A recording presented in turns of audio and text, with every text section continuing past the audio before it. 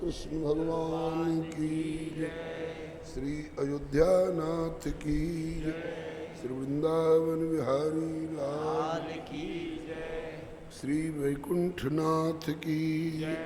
श्री प्रहलादपति की जय। श्री गौरी शंकर भगवान की जय। अपने अपने श्री गुरु गोविंद की जय।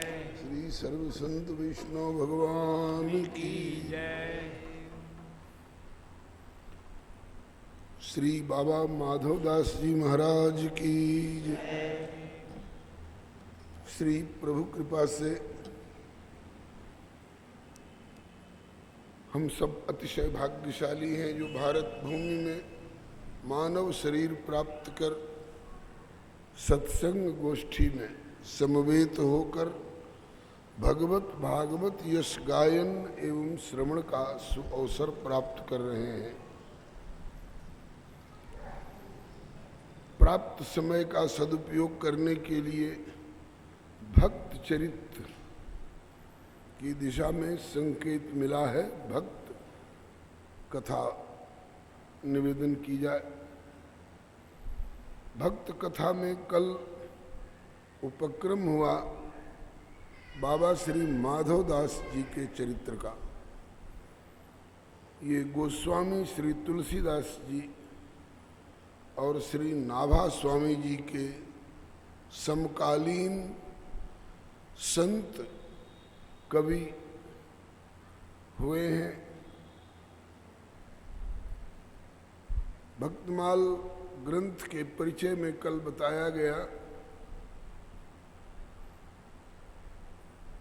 इनके रचयिता हैं श्री नारायण दास जी। नाम है नारायण दास, किंतु इनकी नाभि गंभीर बुद्धि को देखकर संतों ने इनको नाभा स्वामी जी कहना प्रारंभ कर दिया। अधिकतर इसी नाम से इनकी ख्याति है। कमल नाभ अज विष्णु के त्यों अग्रनाभ नाभा भयो। जैसे ब्रह्मा जी नारायण भगवान के नाभि कमल से प्रकट हुए हैं, ऐसे ही सृष्टि दो तरह की होती है, एक बिंदु सृष्टि, एक नाद सृष्टि। तो बिंदु सृष्टि में पिता पुत्र पौत्र प्रपौत्र इत्यादि की परंपरा चलती है, और नाद सृष्टि में दीक्षा शिक्षा के अनुसार संप्रदायगत शिष्य प्रशिष्य की परंपरा चलती है। इन दोनों परंपराओं को ऐहिक जगत में, सरकारी तौर पर भी, व्यावहारिक जगत में भी और पारमार्थिक लोक परलोक की दिशा में भी मान्यता प्राप्त है।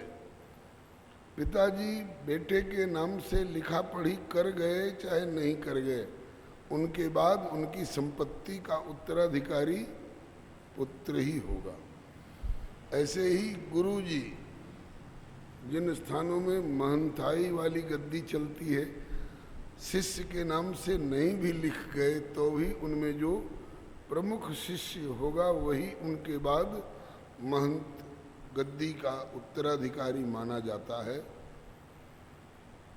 तो श्री नाभा स्वामी जी स्वामी अग्रदास जी के नाद सृष्टि दीक्षा शिक्षा संबंध में ये उनके सुयोग्य उत्तराधिकारी साबित हुए। कैसे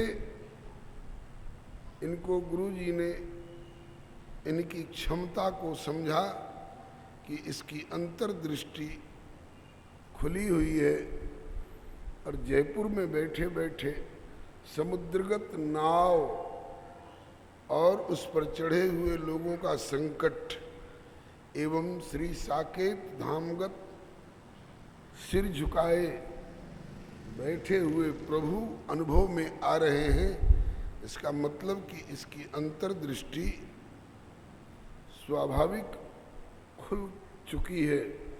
उघरई बिमल विलोचन ही के, मिटई दोष दुख भव रजनी के, सूझई राम चरित मणिमाणिक, गुप्त प्रगट जह जो जही खानिक। आप लोग भी निराश न हो कि इतनी दूर वाले नाभाजी की अंतर्दृष्टि खुली हुई और हमारे आसपास के भी कोई ऐसे व्यक्ति हुए हैं क्या? बिल्कुल आपके पड़ोस में सिंही गांव था ना, अब भी होगा, नाम बदल गया होगा, अब तो नगर कहला रहा है। ये बल्लभगढ़ और फरीदाबाद के मिलन स्थान पर सिंही नामक ग्राम में श्री सूरदास जी प्रकट हुए। ब्रज भाषा के धनी, ब्रज साहित्य के एक प्रकार के सर्जक, जिनने सूर सागर गाए हैं, वे भी अंतर्दृष्टि संपन्न महापुरुष हैं। पहले इनकी अंतर्दृष्टि जन्म से ही, जब से होश हुआ तभी से इनकी अंतर्दृष्टि थी, लेकिन चूहा मुहरों की पोटली घसीट कर किस तरफ ले गया है, ये भौतिक पदार्थों का अनुसंधान कर पाते थे। किसी जमींदार की गौएं खो गई हैं, वो कहाँ इस समय में गिरफ्तार हैं, ये घर बैठे बता दिया करते थे। तो भौतिक पदार्थ बताने तक इनकी दृष्टि खुली थी, लेकिन जब श्री वल्लभाचार्य महाप्रभु जी का अनुग्रह हुआ, गुरुदेव की कृपा हुई, तो उभरे ही विमल विलोचन ही के, मिटहि दोष दुख भव रजनी के, सूझहि राम चरित मन मानिक, गुप्त प्रगट जह जो जही खानिक। श्री सूरदास जी भी प्राय उन्हीं दिनों में,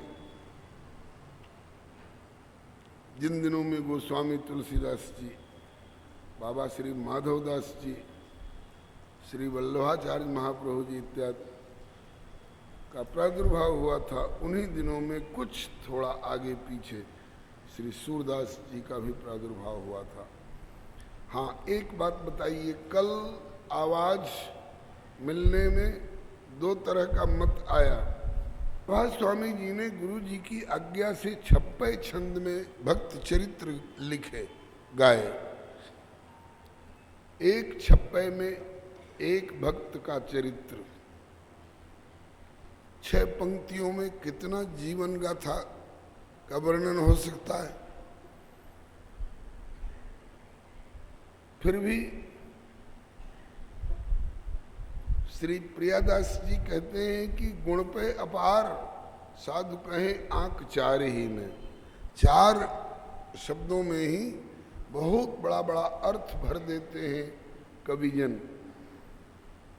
अस्तु, श्री नाभा स्वामी जी के शब्द बड़े भाव गंभीर्य लिए हुए और अपार अपार अर्थ भरा हुआ है उसमें, तो सूत्रात्मक हो गया।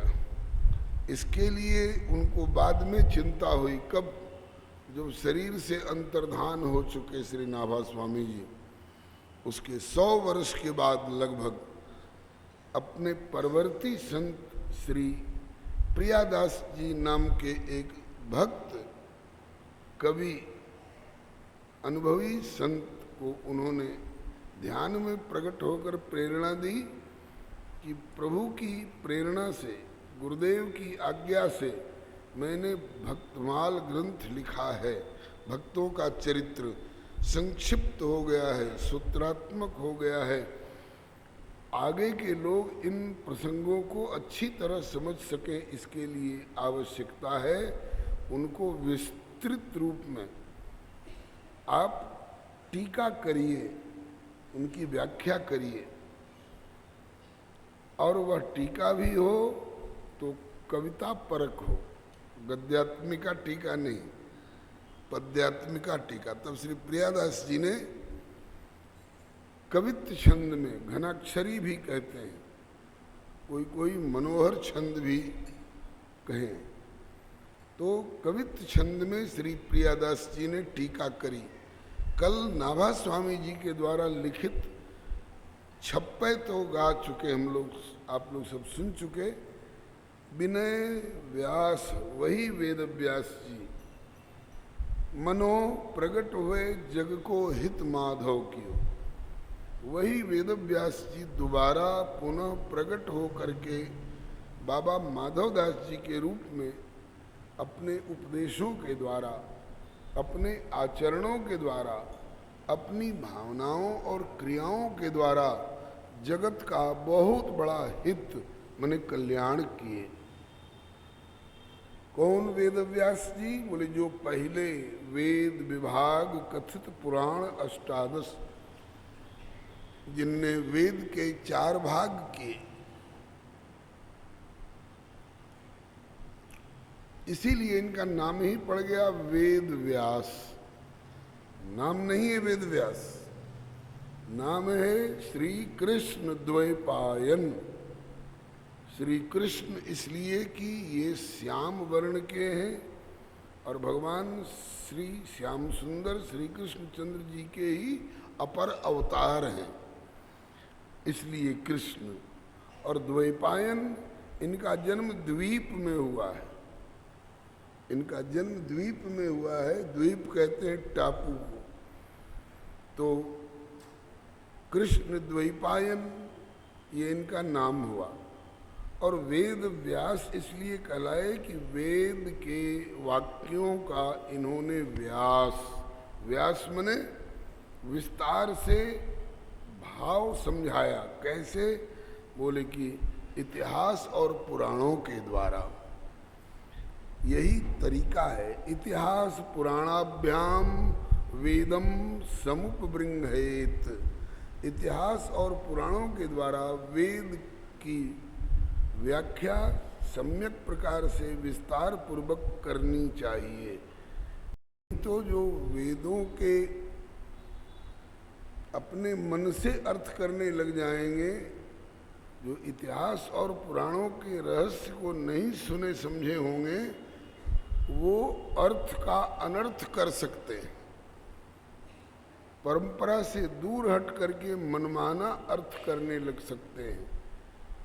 इसलिए जो गुरु परंपरा से वेद और इतिहास पुराणों का रहस्य नहीं सुने हैं, उन लोगों से वेद भयभीत रहते हैं, डरते रहते हैं कि कहीं ये मनमाना अर्थ करते करते हमारे अंग भंग न कर दें, हमारे हाथ पांव नहीं तोड़ डालें, हमारी गर्दन नहीं मरोड़ डालें।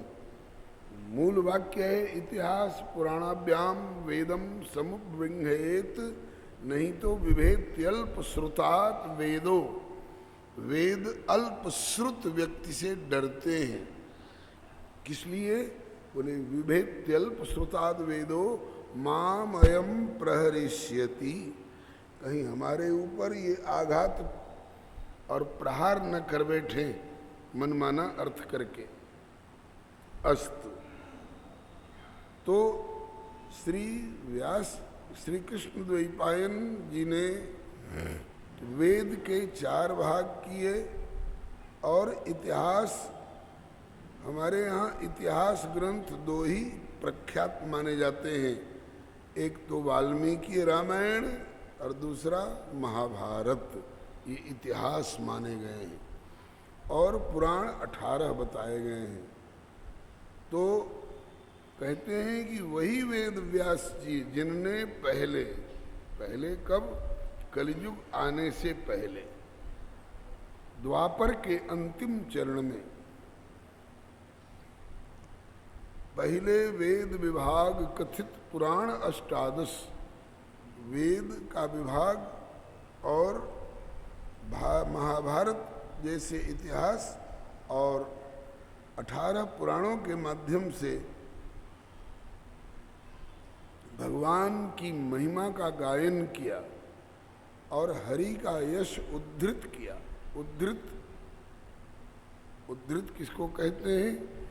जो कहीं छिपा हुआ हो और उसको प्रकट करके किसी के सामने रख दिया जाए, इसको उद्धृत कहते हैं। जैसे दूध में घी दूध में मक्खन होता है लेकिन दिखाई नहीं पड़ता है, तो मथानी में रई डाल करके और चलाया जाता है, और फिर कुछ देर के बाद उसमें से जो बिखरा हुआ मक्खन होता है वह एक जगह पूंजीभूत हो करके और दिखाई पड़ने लग जाता है, सुलभ हो जाता है। इसको कहते हैं दूध में से इन्होंने मक्खन को उद्धृत किया। समुद्र में अमृत छिपा हुआ था और भी बहुत सारे रत्न छिपे हुए थे। भगवान ने देवताओं और दैत्यों को उकसा करके और मंथन कराया, और वेद में से समुद्र में से अमृत और सुरभि, उच्चैश्रवा घोड़ा, ऐरावत, कल्प वृक्ष इत्यादि उद्धृत किए। इसी तरह से श्री वेदव्यास जी ने भगवान के सुयश को वेद और पुराणों और इतिहासों में से उद्धृत करके और हम लोगों के सामने परोस दिया। पहले वेद विभाग, कथित पुराणे, अष्टादश भारत आदि भागवत मथित उनका मंथन करके उद्धार्यो हरियश, हरि के सुयश को उद्धृत किया। अब शोधे सब ग्रंथ। अब इस कलयुग में उन्हीं ने जन्म लेकर के भगवान की आज्ञा से ये भारत भूमि अवतारवाद के सिद्धांत को मानती है। अवतार किसको कहते हैं? अवतार के दो भाव सुनने को मिले हैं अभी तक। एक तो ऊपर से उतर करके नीचे आ जाना अवतार है, दूसरा अव क्रिया है और तार भी क्रिया है। अव कहते हैं रक्षण को, पालन को। अवति भक्तान, और तार तारयति पतितांश्च, डूबते हुए को इस पार से उस पार तक तैरा करके और पहुंचा देने की क्रिया को तार कहते हैं। और अवन पालन पोषण रक्षण कृपा को कहते हैं।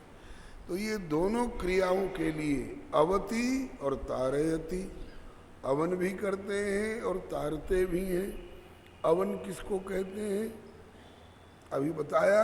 रक्षण पालन किसका अवन करते हैं? बोले अवति भक्तान, भक्तों को तो पोषण देते हैं, पालन देते हैं, रक्षण देते हैं, इसलिए अवति भक्तान। और तारयति पतितांश्च, जो अपने कर्तव्य से च्युत हो गए हैं, गिर गए हैं, उन पतितों को भी तारयति, भवसागर से तारते हैं। इसलिए ये दोनों क्रियाएं अवतार कहलाती हैं।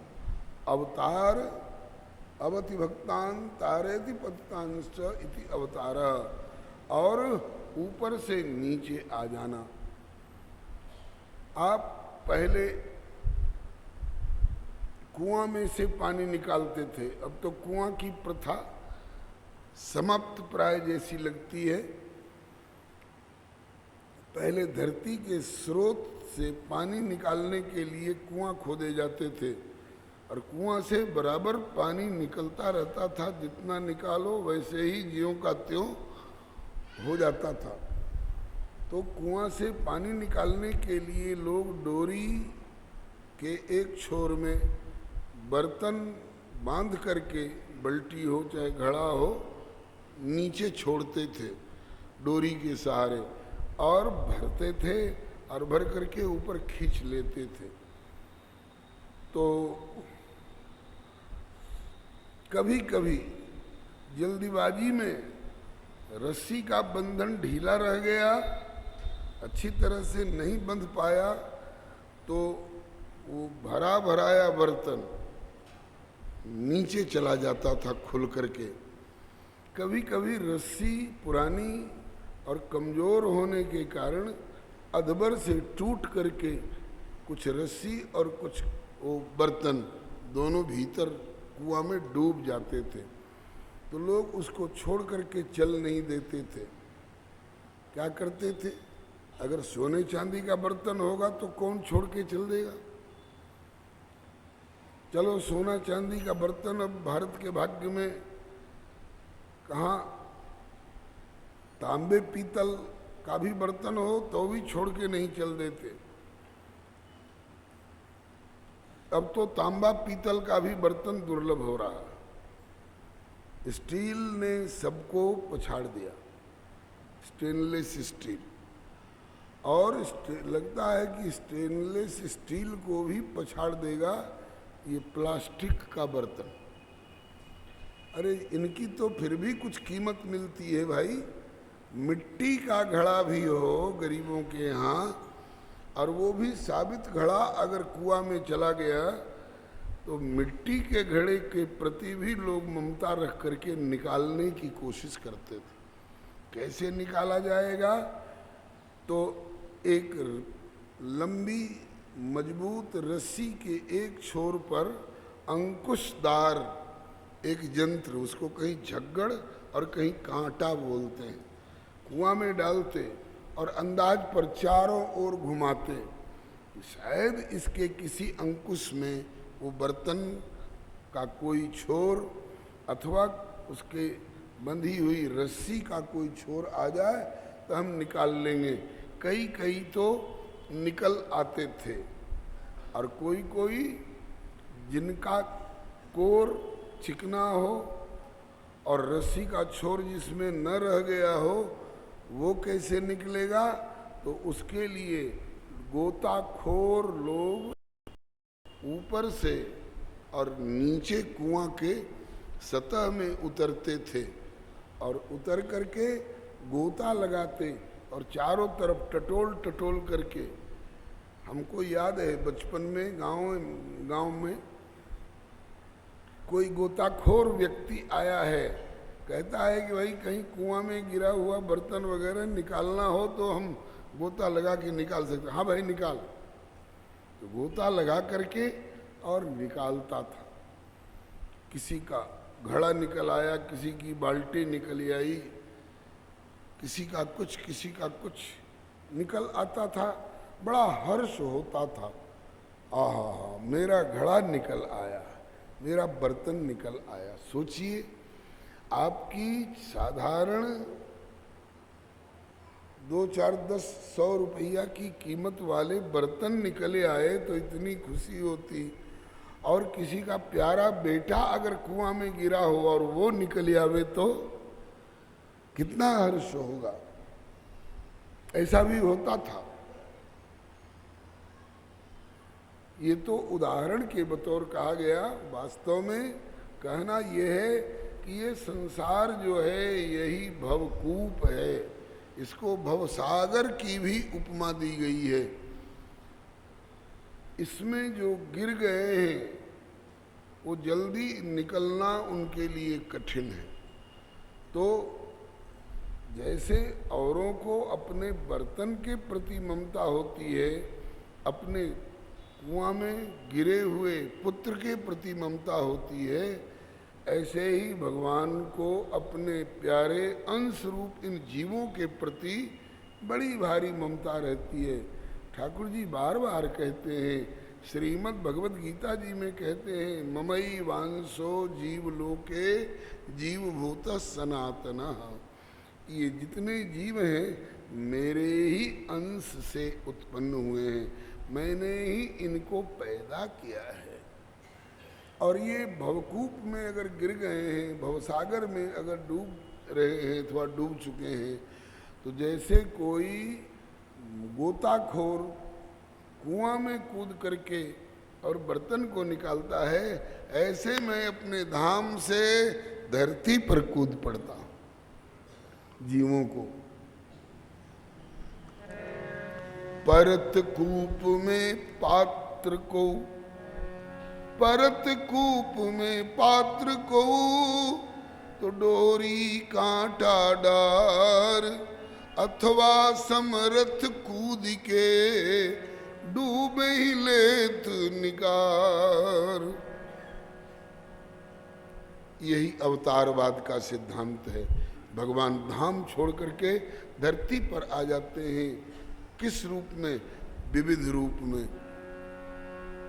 कभी श्री राम रूप में, कभी श्री कृष्ण रूप में, कभी वामन वराह नरसिंह रूप में, कभी कच्छप और मत्स्य रूप में, विविध रूपों में, अनेक अनेक रूपों में धरती पर आया करते हैं।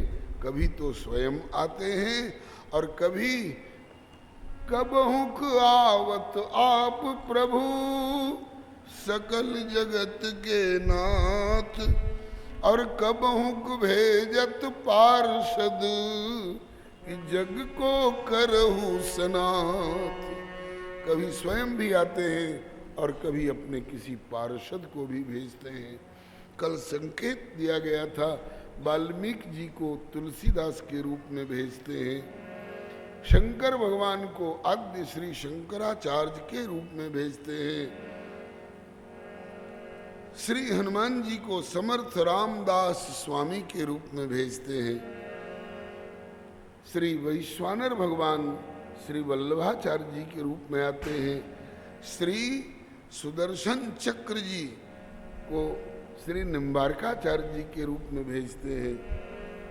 इन्हीं विभूतियों में से हमारे श्री बाबा माधवदास जी कभी वाल्मीकि जी को तुलसीदास जी के रूप में भेजते हैं। इन्हीं विभूतियों में से हमारे बाबा माधवदास जी ये वेद व्यास जी के अवतार कहे गए हैं। पहले वेद विभाग कथित पुराण अष्टादश भारत आदि भागवत मथित उद्धार्यो हरिजस, अब शोधे सब ग्रंथ। अब इन्होंने सभी ग्रंथों का शोधन किया। शोधन का दो भाव है, एक तो कहीं कहीं किसी किसी ने मनमाना इंटरपोलेशन करके, प्रक्षेपण करके और ग्रंथों में दूषण भी फैलाते हैं, तो उनका शोधन किया।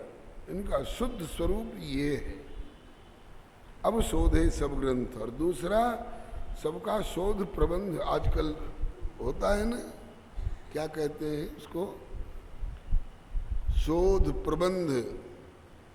लिटरेचर वाले लोग पीएचडी डिलीट करते हैं ना, तो इसको भी शोध कार्य कहा जाता है।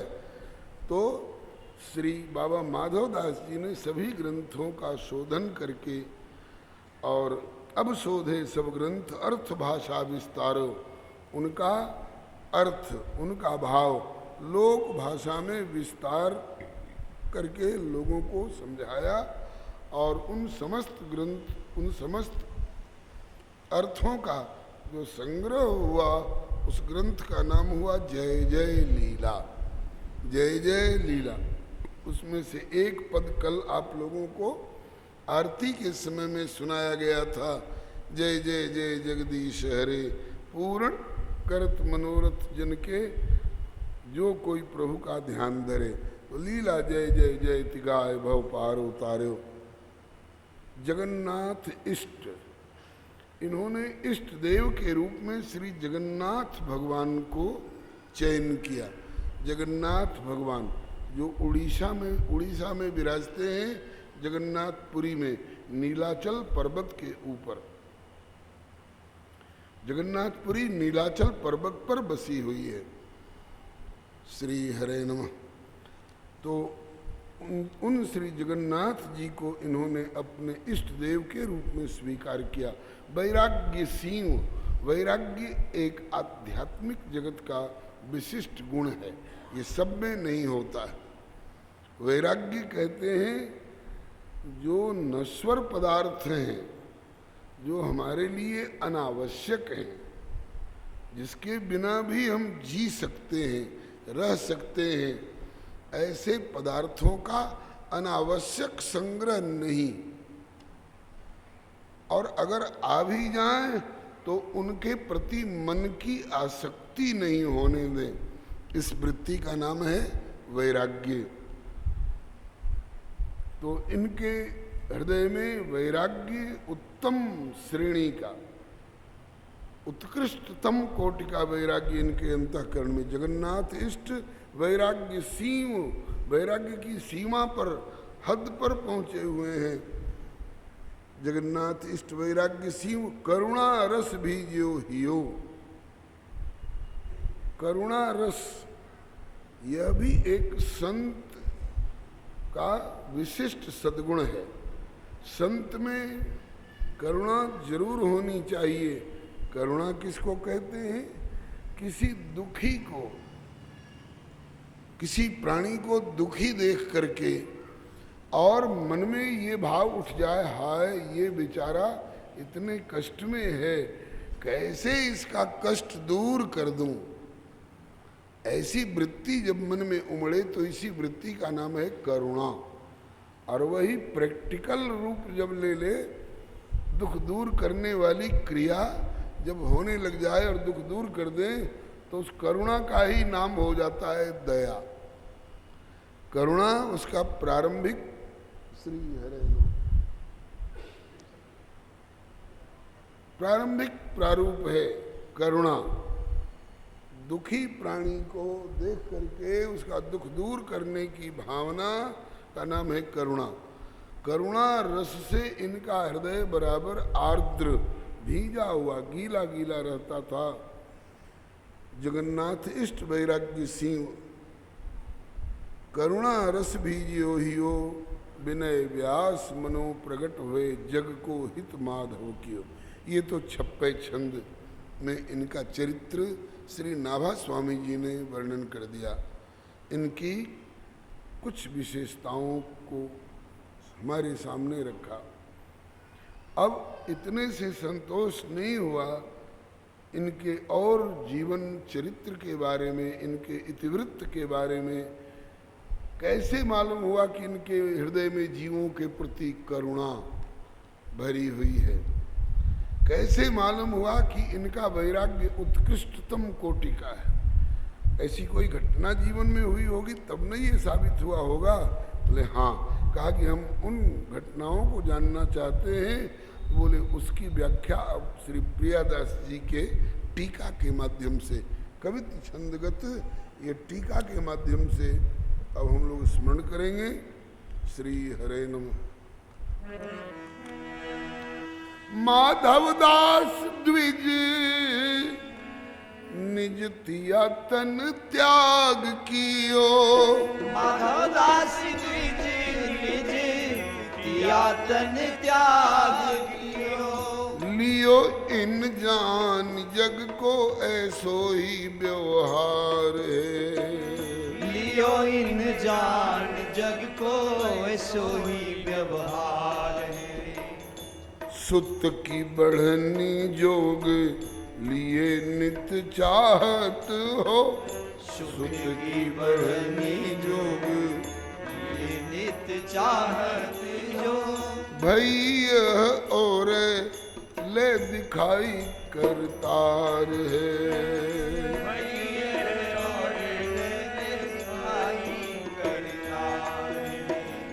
ताते तज दियो गेह वे ही सब पाले देह। ताते तज दियो गेह वे ही अब पाले देह। ताते तज दियो दे गेह वे ही सब पाले देह। ताते तज दियो गेह वे ही सब पाले देह। करे अभिमान सोई जानिए गंवार है। करे अभिमान सोई जानिए गंवार है। आए नीलगिरी धाम रहे गिर सिंधु तीर।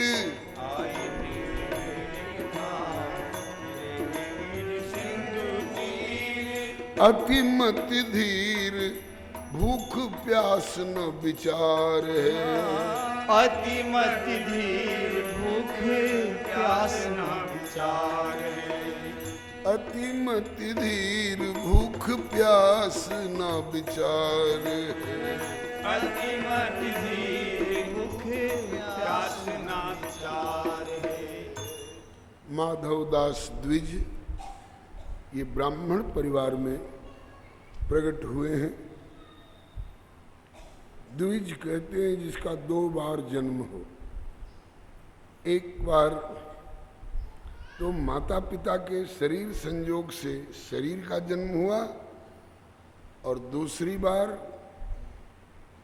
कर्ण कुहरों के माध्यम से इनका उपनयन संस्कार किया जाता है गायत्री मंत्र के उपदेश के द्वारा। तो उस समय इनका दोबारा जन्म माना जाता है।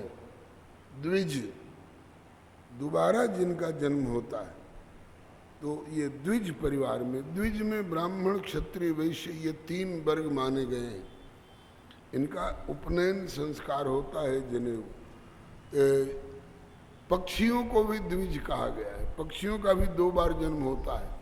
एक बार तो अपनी माँ के पेट से अंडा के रूप में निकल आते हैं और दोबारा फिर अंडा में से जब बाहर आते हैं तब दोबारा जन्म उनका होता है। ये भी द्विज कहलाते हैं।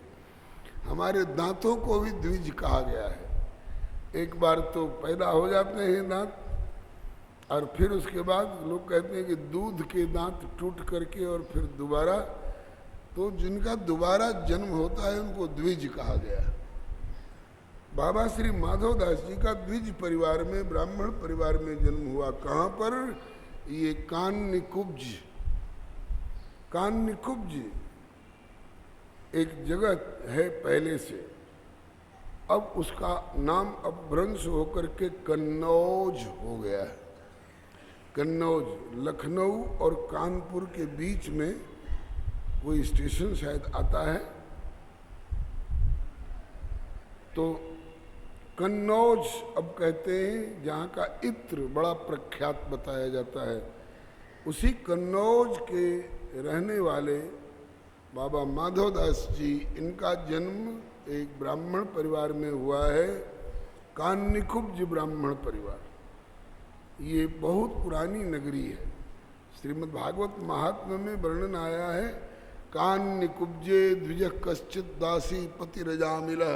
अजामिल नाम का जो एक ब्राह्मण था, बाद में पतित हो गया था, वो भी कान्यकुब्ज का ही रहने वाला था। अब उसको कन्नौज कहते हैं। कन्नौज के निवासी ब्राह्मण परिवार में जिनका जन्म, माता पिता ने इनका नाम माधव रखा। बहुत बड़े विद्वान हुए, अपने क्षेत्र के गिने चुने विद्वानों में से एक। जब वेद व्यास जी के अवतार ही हैं तो विद्वत्ता में फिर कसर क्यों रहेगी। कहीं कोई शास्त्र संबंधी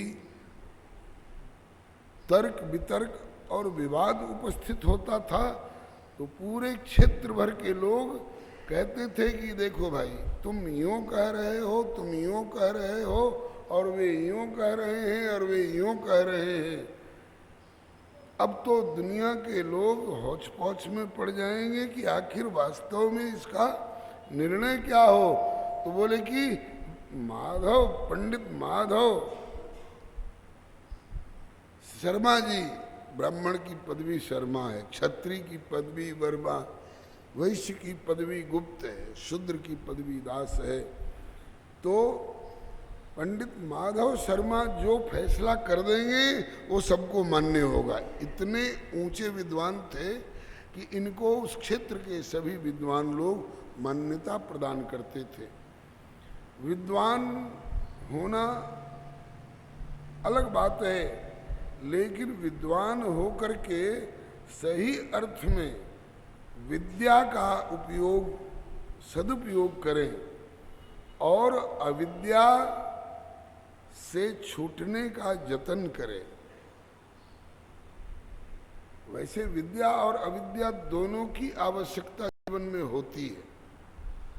शरीर अविद्या निर्मित है, क्षितिजल पावक गगन समीर से बना हुआ है, और इसको जो खुराक दी जाती है, भोजन, जल, फल, दूध, वस्त्र, ये छाया छप्पर वगैरह, ये सब भी अविद्या निर्मित है। तो अविद्या भी जीवन में आवश्यक है, इसके बिना जीवन बरकरार नहीं रहता है। लेकिन केवल अविद्या के ही बटोरने में अगर जीवन गुजार दें तो वो व्यक्ति अंधकार में जाता है, ऐसा उपनिषद कहते हैं। विद्या को ठुकरा कर जो केवल अविद्या के ही संग्रह में लगा हुआ है वह अंधकार में जाता है, उसका पतन होता है, वो मौत के मुंह में जा रहा है जो केवल अविद्या का संग्रह करता है। तो फिर क्या करना चाहिए? बोले कि विद्या का भी संग्रह करो। तो कुछ लोग ऐसे होते हैं कि अविद्या को बिल्कुल ठुकरा करके और विद्या के ही संग्रह में पिल पड़ते हैं, तो उनके लिए भी परिणाम बढ़िया नहीं बताया गया है। लिखा है जो विद्या को सर्वथा ठुकरा कर केवल अविद्या के संग्रह में लग जाता है वो अंधकार में जाता है, और जो अविद्या को बिल्कुल ठुकरा करके और केवल विद्या का संग्रह करने में पिल पड़ता है वह उससे भी और ज्यादा अंधकार में गिरता है। ये दूसरी बात थोड़ी समझ में कम आती है, गले से नीचे कम उतरती है, लेकिन उतरने वाली बात है। दोनों जरूरी है। एक पहिया की गाड़ी आपने देखी है क्या? कम से कम 2 पहिया तो होने चाहिए।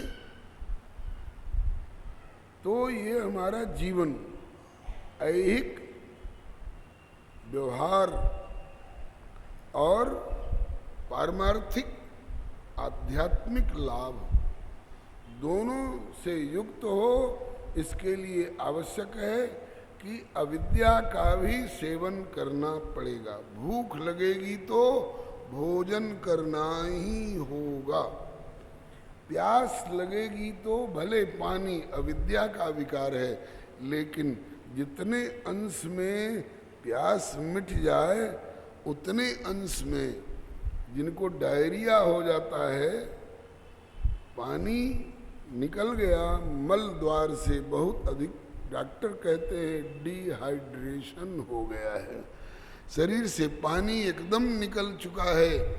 अगर पानी न चढ़ाया जाए तो प्राण बचना कठिन है, इसलिए बोतल का बोतल पानी चढ़ाया जाता है। कोई कहे कि पानी तो अविद्या का विकार है, ये क्यों उसमें इंजेक्ट कर रहे हो?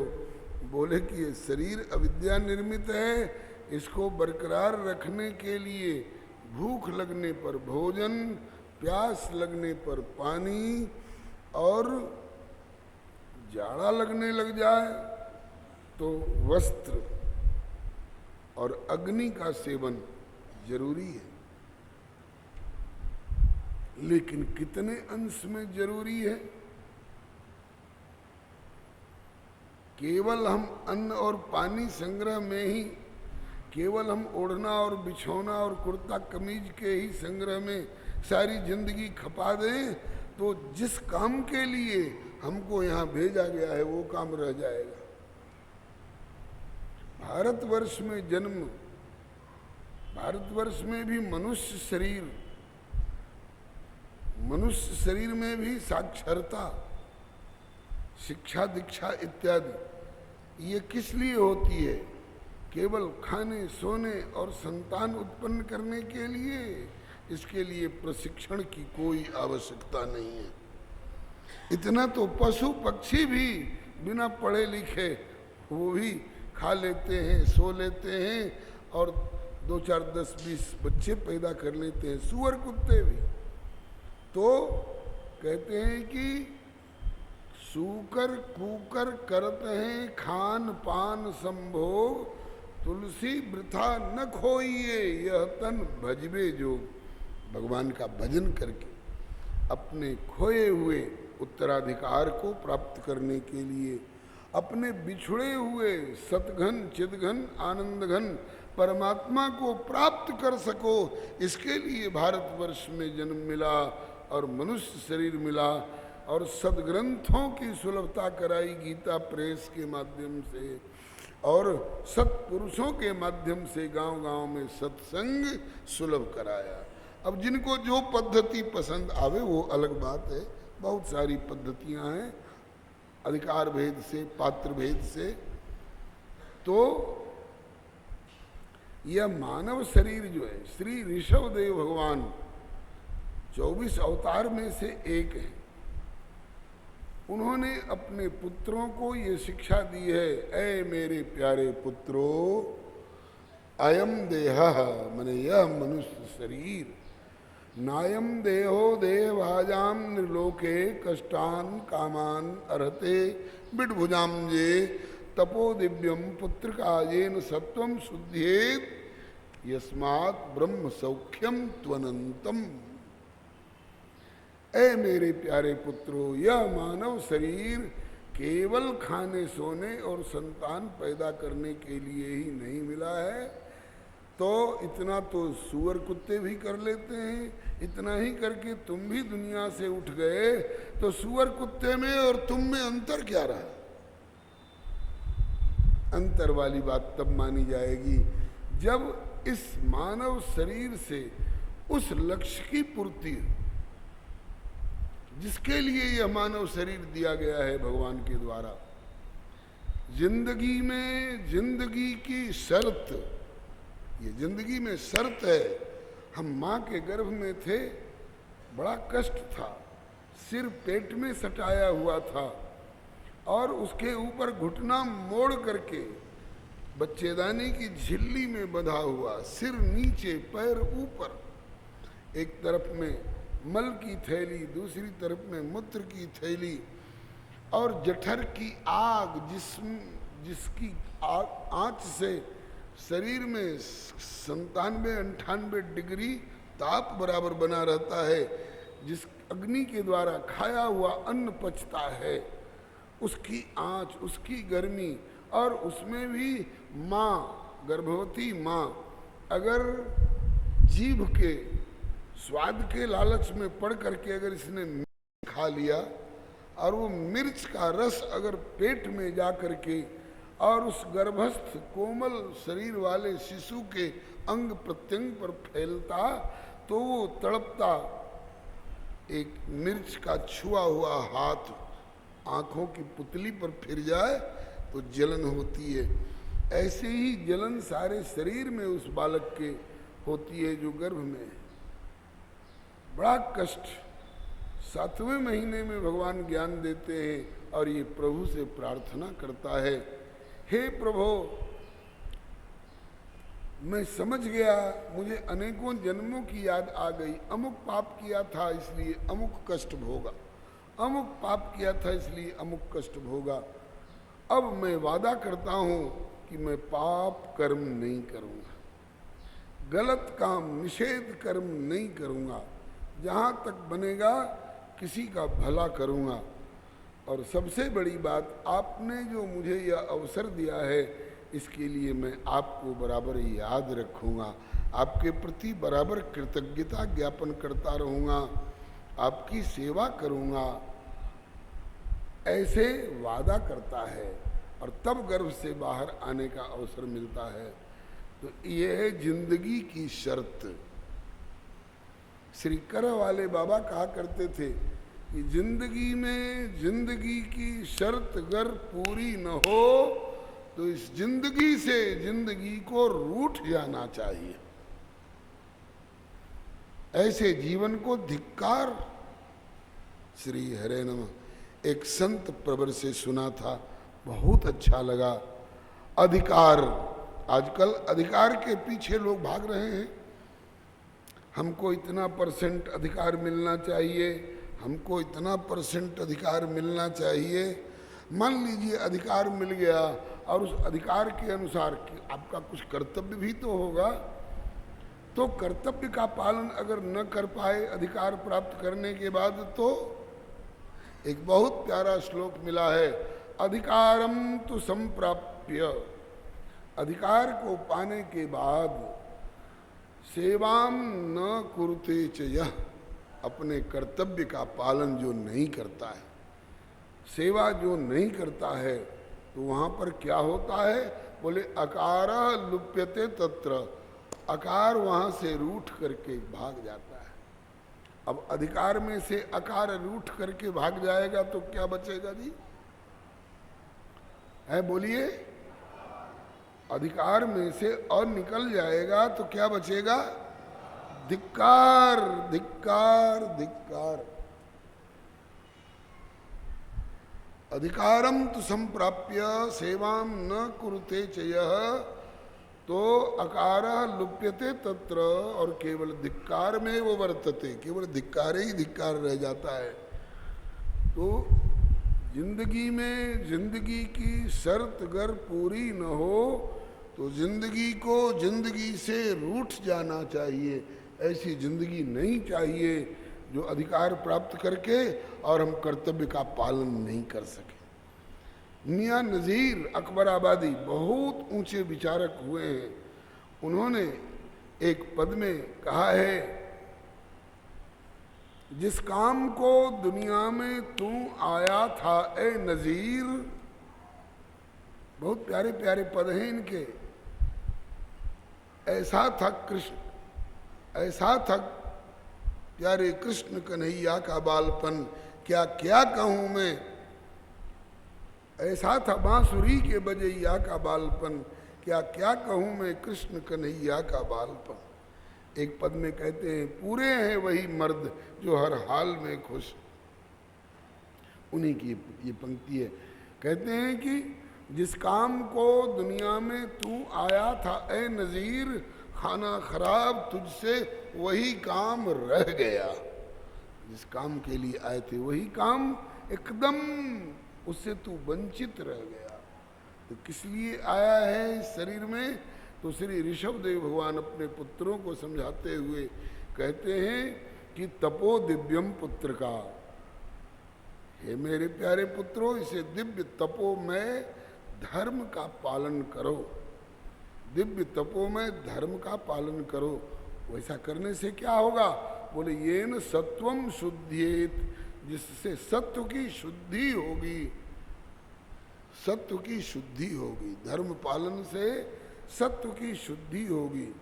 आपके घर में कचरा आता है, धूल गर्दा, तो बुहारी से साफ करते हैं, पोछा लगाकर साफ करते हैं।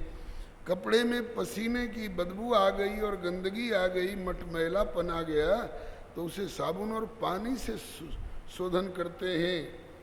और आपके अंतःकरण में अगर कोई गंदे भाव, गंदे विचार बुद्धि में आ गए तो उनका शोधन कैसे होगा?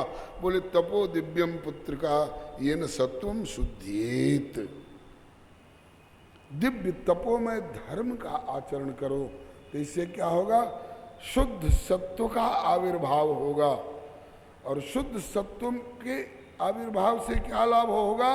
बोले यस्मात् ब्रह्म सौख्यम त्वनंतम, अनंत ब्रह्म सुख की प्राप्ति होगी, अनंत भगवत सुख की प्राप्ति होगी। दुनियादारी का जो सुख मिलता है वह क्षणिक सुख होता है और आगे दुख देने वाला होता है। लेकिन भगवत सुख जो होता है वह थोड़ी देर के लिए और थोड़ी मात्रा में नहीं मिलता है। एक बार मिल गया तो वो सदा के लिए मिलता है। अनंतम, अनंत ब्रह्म सुख की प्राप्ति हो, इसके लिए ये मानव जीवन मिला है। इस बात को हम आप भले न समझें, क्योंकि आज उस तरह की शिक्षा का अभाव हो गया है। केवल भौतिक शिक्षा, आजकल तो लगता है कि सारी दुनिया सब कुछ छोड़ करके केवल कंप्यूटर सिस्टम ही समझने के पीछे अपने आप को बेच डालेगी या क्या कर लेगी। ठीक है, इसकी भी आवश्यकता हो सकती है, लेकिन ये साध्य नहीं हो सकता है, ये साधन हो सकता है। भूख लगने पर भोजन साधन हो सकता है जीवन की रक्षा के लिए। प्यास लगने पर पानी साधन माना जा सकता है शरीर की रक्षा के लिए। सर्दी आने पर कपड़ा साधन माना जा सकता है, साध्य नहीं माना जा सकता है। साध्य तो आत्म सुख, परमात्मा की प्राप्ति, परमात्मा की प्राप्ति, आवश्यकता दोनों की है। कुछ अंश में अविद्या की खुराक और अधिक अंश में विद्या की खुराक। अविद्या किस लिए?